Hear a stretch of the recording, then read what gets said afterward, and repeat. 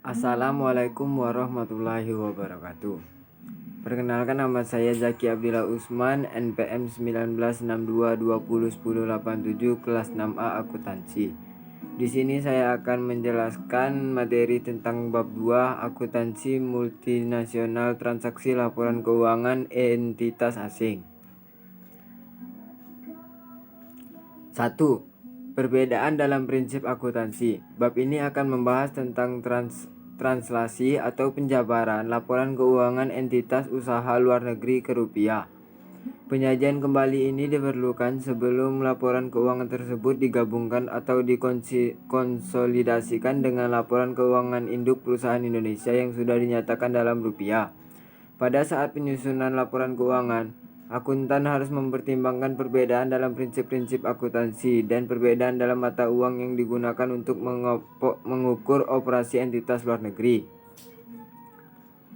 Langkah-langkah yang harus dilakukan oleh entitas induk di Indonesia dalam proses translasi dan konsolidasi anak perusahaan di luar negeri adalah: 1. Menerima laporan anak perubahan di mana mereka berasal. 2. Menyajikan laporan keuangan tersebut agar sesuai dengan prinsip akuntansi yang berlaku di umum Indonesia. 3. Mentranslasikan laporan keuangan yang diukur dalam mata uang asing menjadi nilai setara dalam rupiah. Tiap saldo akun entitas luar negeri masing-masing harus ditranslasikan menjadi nilai setara rupiah sebagai berikut: aku yang diukur kali nilai tukar sama dengan akun yang diukur dalam unit mata uang sesuai asing dalam senilai setara rupiah. 4. Mengonsolidasi akun-akun anak perusahaan yang telah ditranslasikan yang sudah diukur dalam rupiah dengan akun-akun induk perusahaan. Faktor yang mempengaruhi perkembangan standar akuntansi dan profesi akuntan di suatu negara antara lain kondisi perekonomian suatu negara, masalah hukum, pendidikan dan sistem politik, perkembangan teknologi, budaya, dan tradisi dan sosial. IASB atau International Accounting Standard Board adalah badan yang memperoleh mandat untuk menyusun seperangkat standar laporan keuangan internasional dan mendorong seluruh pihak untuk mengadopsi standar yang berlaku secara internasional. IASB terdiri dari 14 anggota, antara lain 12 anggota penuh atau bekerja full time untuk IASB, 5 anggota berlatar belakang auditor, 3 anggota berlatar belakang penyusun laporan keuangan atau dari manajemen, 3 anggota berlatar belakang pengguna laporan keuangan, 1 anggota berlatar belakang akademisi, dan 2 anggota lainnya berlatar belakang dari bidang lainnya.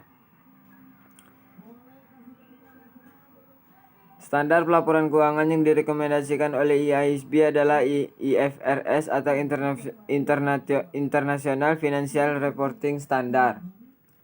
Bentuk laporan keuangan yang juga berpengaruh dalam GAAP, Generally Accepted Accounting Principles, Amerika Serikat. Adanya berbagai bentuk standar akuntansi memiliki pengaruh yang signifikan terhadap perusahaan baik di Indonesia maupun multinasional karena penyusun laporan keuangan harus menggunakan standar akuntansi di mana mereka berdomisili. Bekerja sama dengan IASB untuk meningkatkan kualitas standar pelaporan internasional dan mengonversikan kedua standar tersebut, dan sepakat untuk meningkatkan kualitas standar pelaporan keuangan dengan meminimalisasi perbedaan. 2. Penentuan mata uang fungsional. Fenomena utama pada laporan keuangan yang harus ditranslasikan dari mata uang asing ke rupiah adalah nilai tukar, manakah yang harus digunakan untuk mentranslasikan nilai mata uang asing menjadi mata uang domestik. 2. Bagaimana seharusnya perlakuan atas keuntungan dan kerugian tersebut? Haruskah hal tersebut dimasukkan ke dalam laba rugi?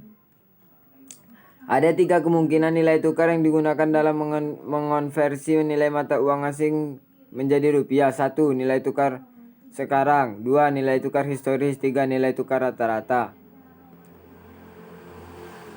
PSAK 11 tentang translasi mata uang asing memberikan panduan khusus untuk mentranslasikan laporan keuangan dari mata uang asing menjadi mata uang rupiah. PSAK mengadopsi konsep mata uang fungsional yang didefinisikan sebagai mata uang dari lingkungan ekonomi primer di mana entitas tersebut beroperasi. Umumnya mata uang tersebut adalah mata uang dari lingkungan di mana entitas tersebut menghasilkan dan menerima kas. Pendekatan mata uang fungsional mengharuskan entitas asing untuk mentranslasikan seluruh transaksinya ke dalam mata uang fungsional. 3. Translasi versus pengukuran kembali laporan keuangan asing. Ada dua metode untuk menyajikan kembali laporan keuangan entitas asing ke dalam rupiah. 1. Metode translasi. 2. Metode pengukuran kembali.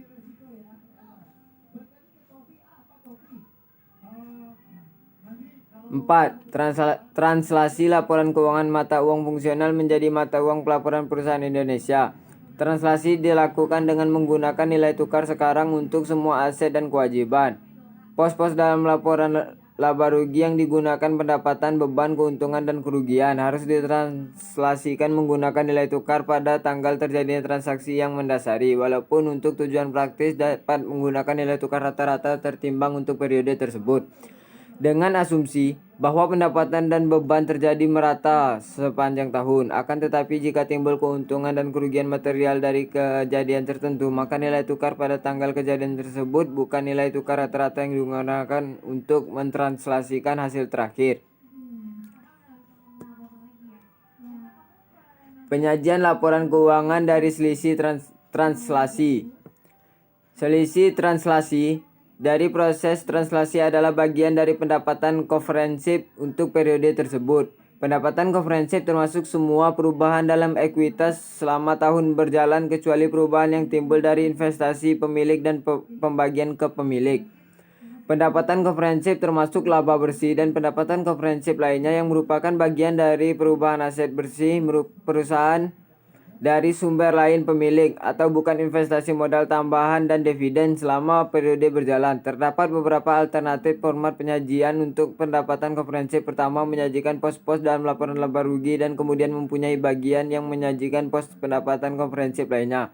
Kedua, menyajikan perhitungan laba bersih dalam satu laporan, kemudian laporan terkait yang dimulai dengan laba bersih dan merekonsiliasi menjadi pendapatan komprehensif dengan melaporkan pos pendapatan komprehensif secara terpisah. Ketiga, hanya menyajikan pos yang merupakan bagian dari pendapatan komprehensif lainnya dalam skedul akumulasi pendapatan komprehensif lainnya dalam laporan perubahan ekuitas konsolidasi.